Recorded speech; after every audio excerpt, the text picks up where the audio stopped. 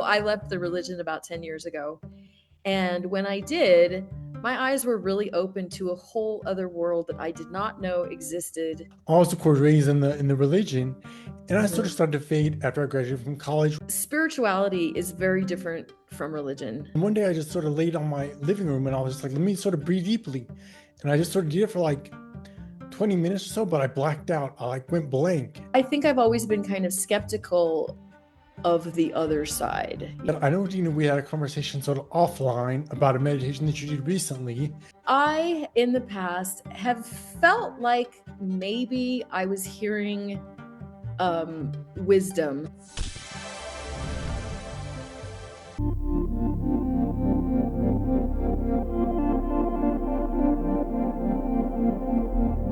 All right, so I want to say hello to all of you watching this video. This is kind of a new kind of collaboration that I'm doing with my friend Dina Moore. Say hi, Dina.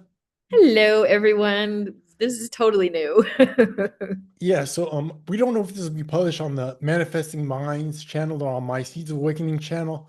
I'm a Joe's Witness who has some more spiritual inclinations. I know that Dina here has talked a little bit more about manifestation, but she said some recent spiritual kind of higher frequency information that she'd like to share with you. So why don't you sort of set that up and sort of explain what's going on, Dina? Okay. For those that don't know my background a whole lot either, I also came from the Jehovah's Witness religion. If you're not familiar with that religion, it's an extreme Christian type of religion. Very Very cultish. very cultish, very in the box, very none of this that we are about to talk about. So I left the religion about 10 years ago. And when I did, my eyes were really open to a whole other world that I did not know existed because I grew up in a cult, basically. So spirituality is very different from religion. Um, that's definitely something I think that I have completely learned outside of the cult. Religion tends to cut us off from the source. It puts us in a box. It says you're not worthy, you're a sinner, your only access to God is through our channel. And that has really hurt humanity. That has really hurt humanity a lot because we're not connected to source anymore, not in the fullest sense that we can be. And when I left the religion, I had always studied quantum physics. I've always been very logical. I love science. I love data. I love analytics. And my analytical mind really loved quantum physics because to me, quantum physics was kind of like the scientific explanation for religion. You know, this energetic makeup of how the universe works. You know, we maybe want to go into that in another episode, but I even remember at the time thinking, oh my God, quantum physics is how God answers prayers. This is, you know, quantum physics explains blessings. Quantum physics explains everything. And, you know, in the religion, they would always say that, you know, God only answers our prayers. God doesn't answer anybody else's prayers. And I think of people, I'm like, well, that doesn't really make sense because I know lots of non-Jehovah's Witnesses that get their prayers answered. Of Exactly. course, there was no response from the church to that, you know. And quantum physics explains that because science and spirituality applies to every single human in every single background, no matter who you are, no matter your education. We all have access to these principles. So you've obviously got exposure to some different ways of thinking. Mhm, So what has that sort of led you? I know you started the Manifesting Minds channel, which more mhm. talks about manifestation, that sort of thing. What also has meditation and stuff led you to? What has that sort of practice led you to?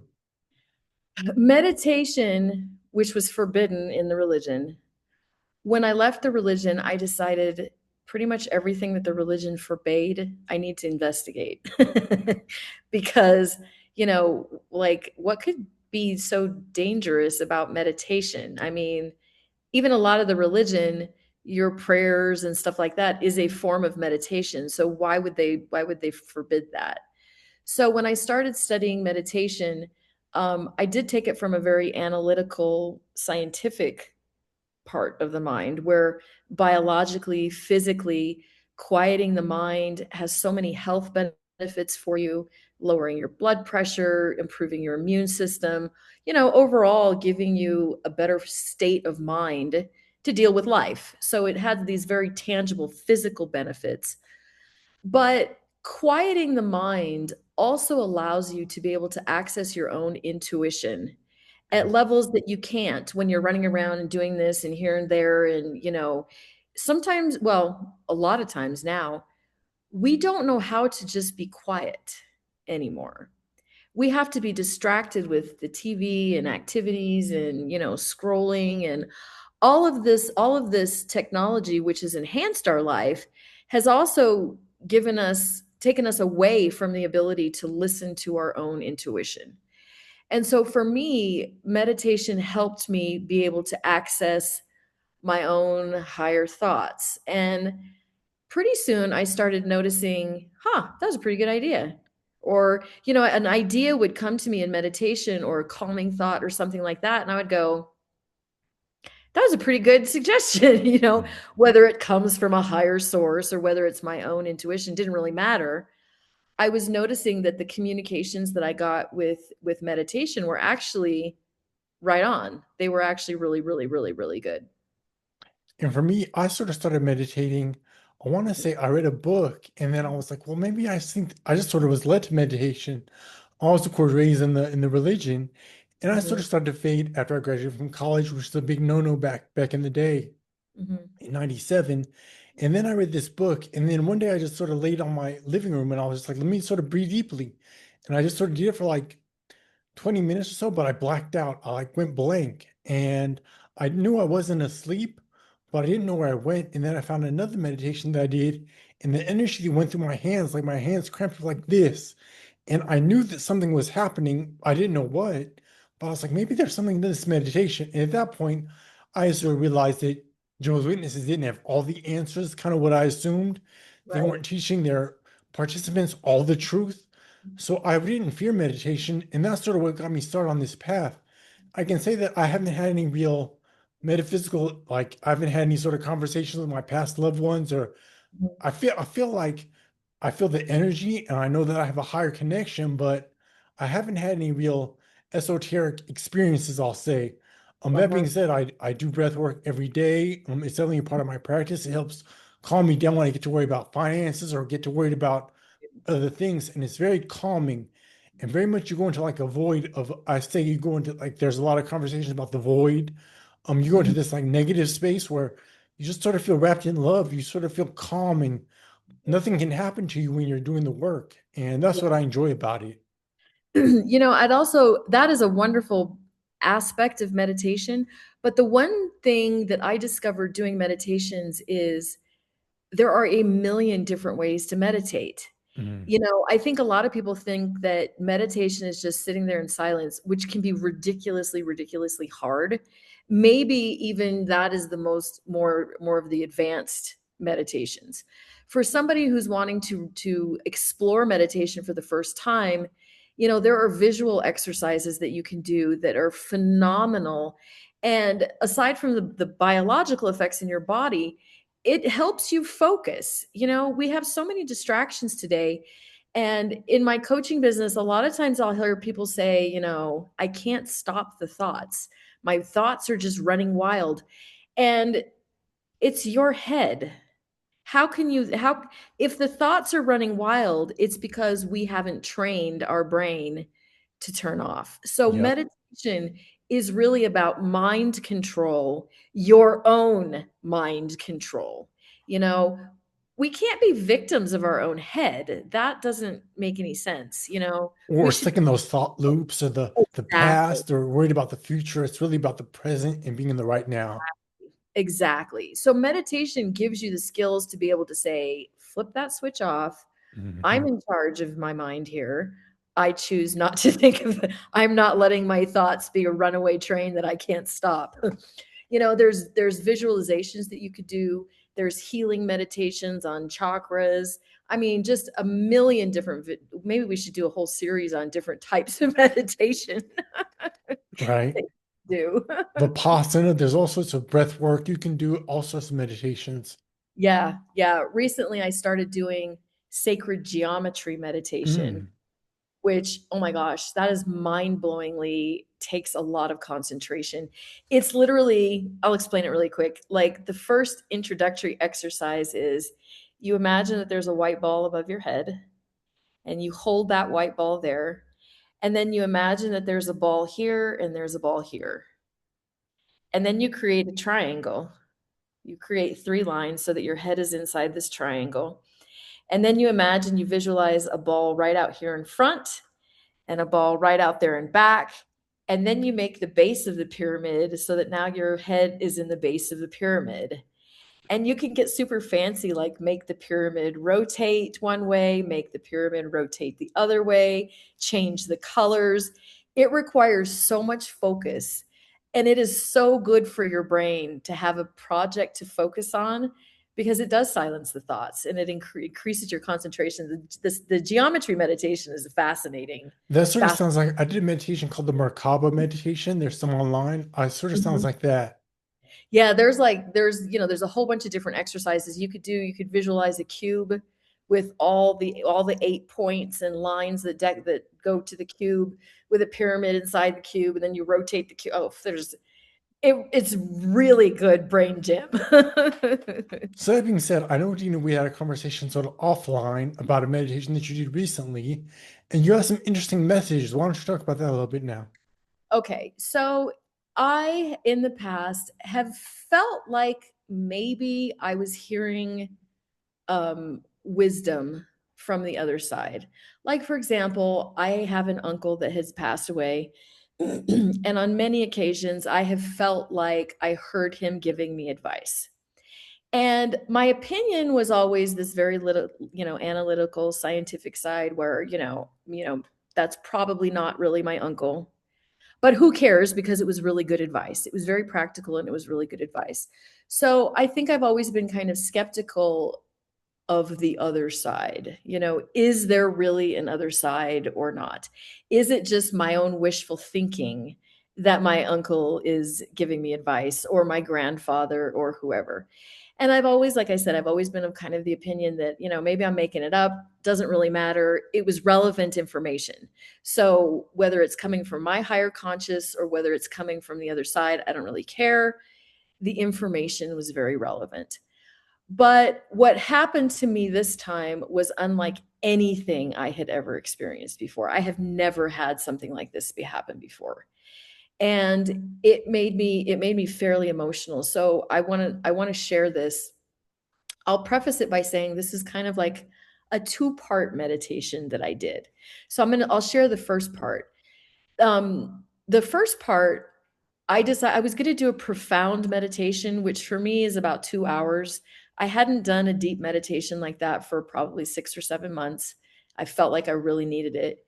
And so I did this deep, deep meditation. What happens is your brain waves they slow down, and you have the ability to receive messages, like I said, whether they're real or whether they're your imagination, as long as they're relevant, that's all that mattered. So in this particular meditation, I felt and I saw that I was surrounded by all of my ancestors. I could see my grandfather. I could see other people there that I didn't know who they were, but I had this feeling that they were also my ancestors. I visualized 2 angels, and these 2 angels during this meditation, they did like this healing process on me, and that was really fascinating. Let me pause for a second on the meditation because actually, what happened about 10 days before that, about 2 weeks before that, is I had lit the gas stove and the flame went out. So I wasn't thinking. I just took the lighter, opened up the oven, smelled the gas too late, and the lighter was right there. It was too late. And I got hit by a burst of the entire oven exploding. So, like, my hands were burned, my arms were burned. I had to have a haircut because my hair is all singed, my face, my lips. It was a pretty serious burn and that was about 2 weeks before I did this meditation. So, before I went into the meditation, I still had some pretty severe blistering on my lips. I still had some pretty severe trauma on my hands. And after the meditation, when these angels did their healing process on me, I literally came out of the meditation fine. Like that was 6 days ago, and I'm pretty sure my face doesn't show any signs of burns None whatsoever. at all. Like it's amazing that you look fine. Yeah, I came out. I mean, I went into the meditation burned, obviously it was healing, but I came out and it had completely vanished completely. Mm, So that in itself felt super mind blowing. When you have tangible results, I can't wish that away. I can't make that up. Something happened in that 2 hours where I came out physically healed and physically different. So then I had this, this feeling of my ancestors and being supported and being loved. And it was just such a wonderful feeling. Well, here's a little bit of the background information on that. My grandfather did die 3 years ago. And because of being excommunicated from the religion, I had reached out to my family members who were part of the religion still, and I had said, "Hey, you know what? Would anybody give me some pictures? Because I don't have any pictures of my grandpa." And I pretty much got a big fat "you're going to hell" from everyone. big fat middle finger. Yeah, exactly. A Jehovah's Witness middle finger. Exactly. Jehovah's Witnesses don't technically believe in hell, but I did have one aunt tell me that I'm going to the lake that burns with fire and sulfur with the That's devil. basically saying it. Right, exactly. So I had connected though with one family member who was very distantly related. She's like my dad's cousin. Her mom was my grandfather's sister. She's like in her 70s. She had never been one of Jehovah's Witnesses. And I met her like once when I was 12. So when my grandfather died, we had connected on Facebook because he had passed away. And she'd kind of communicated with me a little bit, but I hadn't talked to her in 3 years. So when I got out of this meditation, she had tagged me in about 20 pictures on Facebook Mm, of all of my grandfather, of my grandparents getting married, my great grandparents, my great great grandparents, and the craziest, well, that's crazy enough. And she had sent a message. She says, "Sorry, sweetie, I meant to do this a really long time ago, but I just got around to doing it right this second." mm, Like right this second after I had just visualized all of that. And the crazy thing about that too was the faces that I saw in the meditation, which there's no way I could have known because I've never met great grandparents and great grandparents. They were dead right. before I was born. Those were the faces that I saw in the meditation. That's crazy. That is crazy. And my logical mind doesn't like crazy because Hmm. my mind, when something is inexplicable yet so completely real, we're missing information. There's Right. something that we don't fully understand. When the facts don't fit, either you're missing facts or the facts are wrong. So that was such a powerful, such an amazing experience for me. And that led to part two. So part two was I'm going through this super emotional after seeing these pictures of my family and everything like that. And I felt like I needed to meditate again. This is the same day. So I sit down and I go into another meditation and I heard a voice. I have never had this happen before. It was like a blaring radio station. It was so clear and it was not my voice, and it started talking, and I didn't start writing right away, so I kind of got the notes halfway in, but I really during this meditation I was like, okay, you know what, I'm going to have to write all of this down because this is kind of crazy. So that's what I'm going to share. This is what the voice said. This is what the voice said. It said, "You first chose life on this planet in 1208. You have ever since chosen life here to heal. Every time you have been a healer. You have died in childbirth 5 times. You have borne and lost many children. The loss of your children in this life was easy to overcome because it's happened to you many times, my child. You have always had a strong connection to spirit because you've lived many lives before Earth. You chose Project Earth because this is a dying planet. Life here will cease if they cannot learn to heal. Not all humans are souls. Some are just life on this planet. They must evolve to become eternal souls, and they are losing the chance. They have little time left. There is a war between light and darkness. We need you now to step up. You must hurry. They don't have much time left. You have mused before that perhaps the healer's path is to be alone. That is true and yet not true. You are not here to enjoy life, you are here to heal life. Yet you are not alone. Yet that is not the focus. You must step up. Hurry, child, for time is short. There is much to be done. We are here to help you, but you must be decisive. You must not doubt, you must not hesitate or delay. You must join the rest. They will find you and you will find them. And you must hurry, for time is running out. We will tell you what to write. You must focus. You must join us in spirit daily on this life, for you will need our strength. You are of us, but you are in human form, and human force is weak now. It wasn't always so. Early humans were closer to spirit. They attained souls, almost all of them. Now is not so. They are fading. This will be your last life here as a savior.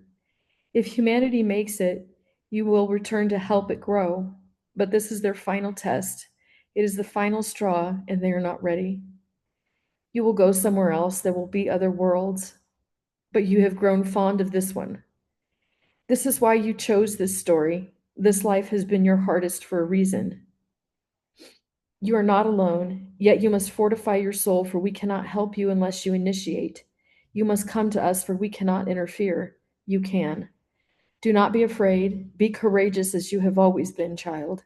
You chose this, for you love them, and they can be saved, but they must be taught. We will give you the resources. We will maneuver everything that we can. But remember, you are more powerful than we. In human form, you are the creator. We are all children of the one, but with different gifts. We are here to serve you. You chose and trained for the hard part. You have but to ask, and we serve, but we cannot until you do so. You must be decisive. We cannot tell you things unless you ask, so you must always ask. Ask the tarot, ask for signs, and ask in dreams. The dream you have of being famous, you doubt, for you are humble. You have never been seen, you have always stayed in the shadows. The dream is not your goal, child. It is what must be done to save humanity. It is not your desire, it must be so. You have grown enough. Stop healing, there is no time to waste. We must work with what we have. You have more human experience than most, for this place has been special to you. We called you here and you answered. They are sick and are getting sicker, for their spirit is weak.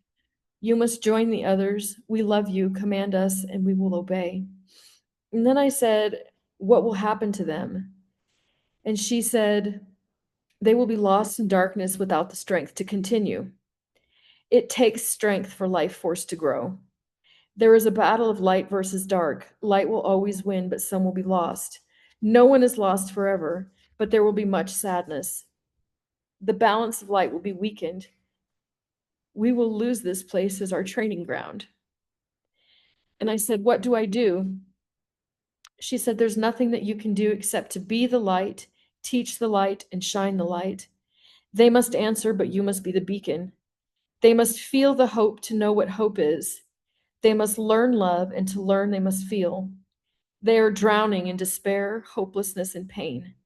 They must know there is another way. Jamie once said, you think you are a god, and Dale said you thought you were Mother Teresa. You are, you must be. This is what you've spent lifetimes becoming. But this life has also weakened you. You chose an impossible path because you felt there was no other option. Now you must rise. You must connect to us like never before. We are here for you, but you must command, for we cannot intervene. And then I said, is it lost? And she said, no, child, it is losing hope that loses the battle. You have always believed in them. That is why you chose them, but you have been weakened by the challenges that you chose. You knew the risk, but you also knew that you would not be alone. The breaking open part is mostly done, although challenges there will always be. Now you must unlock the gifts, the tools that you have chosen for this final journey here. You are the healer, believe in it, for it is so. You are telepathic, this is also your gift. Use it well, for you can reach many. The fire was necessary, we're sorry. We protected you as best we could. It served as a trigger to unlock old gifts from past lives, for you have been burned in many lives. Remember, child, and trust the memories, for you have many. Feel the gifts, for they are all within. Your thoughts have always been powerful, now you must grow them rapidly. You must learn to project outwards. This life has trained you well to go within. Now you must radiate your thoughts, for this is your power. That is so powerful. Also, very weird. So, one of the weird things was this was not a long, drawn out conversation. This was me writing as quickly as I could because that's how Mhm. fast the words came. This handwriting is not my handwriting. And the syntax of the sentences is not how I speak. Was it more automatic writing where you kind of just like writing what you were feeling, or were there actually words coming out your Was mouth when you were transcribing. It was transcribing exactly what I heard. From Jehovah's Witness world, it's like when you're at a convention and you're taking notes as the speaker is speaking. Mhm. It was literally this audio that was so loud, and I was just writing everything that she said. She called herself the mother, the mother.